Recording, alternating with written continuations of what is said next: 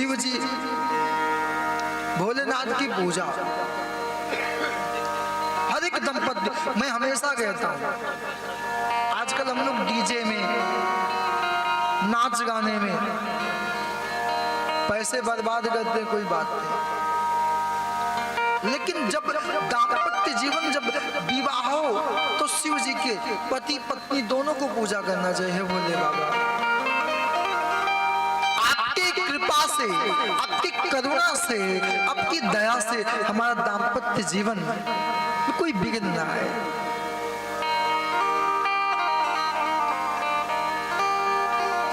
अच्छा, कितने लोग जानते हैं कि गंगा जी में नहाने से क्या होता है? पाप समाप्त हो जाता है। लेकिन कितने लोग मानते हैं? ऐसा सभी लोग हैं, दिल्ली वाले तो ये तो मानते हैं ना कि गंगा जी में गढ़गंगा गढ़मुक्तेश्वर कभी हरिद्वार पहुंच जाते हैं। एक बात पार्वती जी ने पूछ लिया कि हे भोले बाबा, आखिर जब लोग गंगा में नहाते हैं तो पाप मुक्त क्यों नहीं होते हैं? पाप मुक्त हो जाना चाहिए। बोले लोग मानते ही नहीं है। तो पार्वती जी ने कहा कैसे? कहते हैं बताते हैं। भोले बाबा बूढ़े बन गए, वृद्धावस्था के। पार्वती जी से कहा तुम युवती, तुम जवान बन के रहना। और जहां से लोग गंगा जी में स्नान करके निकल रहे थे, वही एक कीचड़ में भोले बाबा फंस गए जान करके।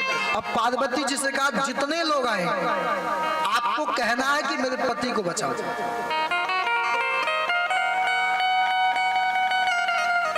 देखते हैं किसकी भावना अच्छी है। पार्वती जी, अब जब लोग गंगा में स्नान करके निकले तो पार्वती भैया ने कहा अरे भैया मेरे पति को बचाओ। दो चार ने कह दिया इस बुढ़े में क्या रखा, इस डोकरे में क्या, आप तो जवान हो, मेरे साथ चलो।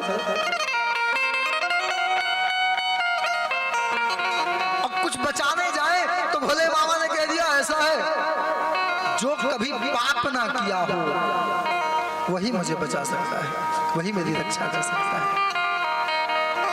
लोगों ने कहा पता नहीं गंगा जी में नहा के आया हूं, पाप मुक्त हुआ या नहीं हुआ, और कहीं इस बुढ़े को बचाने गया तो मौत मेरी हो जाएगी, क्या फायदा।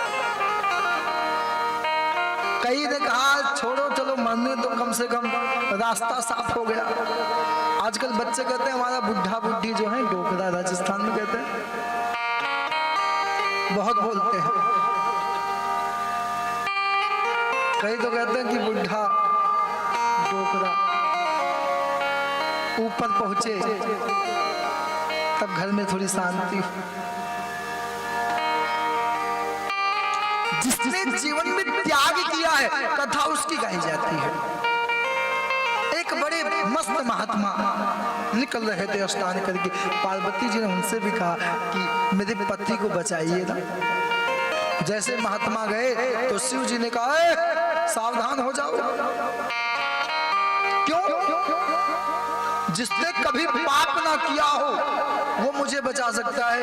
उस महात्मा मस्त ने कहा कि ऐसा है, मैंने पाप तो बहुत किया था, पता नहीं अनगिनत पाप किए थे, लेकिन जब से गंगा जी से नहा के निकला हूं ना तब से मैंने कोई पाप नहीं किया।